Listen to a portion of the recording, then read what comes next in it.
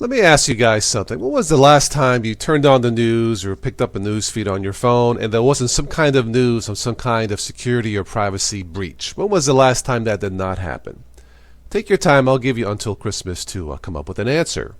All right, so the latest update news and possibly the second largest data exposure of all time. What was the first? Anyway, 1.2 billion account records were found online in the biggest Amazon Web Services data exposure of all time. Wired reports that the data includes various databases with a trove of data, IP addresses, yada, yada, yada. This is a massive breach and a major open question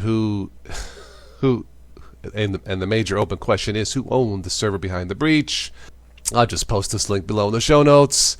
I am waiting for the day where I turn on the news or catch the news feed and the big headline of the year will be the entire population of Earth has been hacked. All 7 billion people, all 7 billion have been hacked.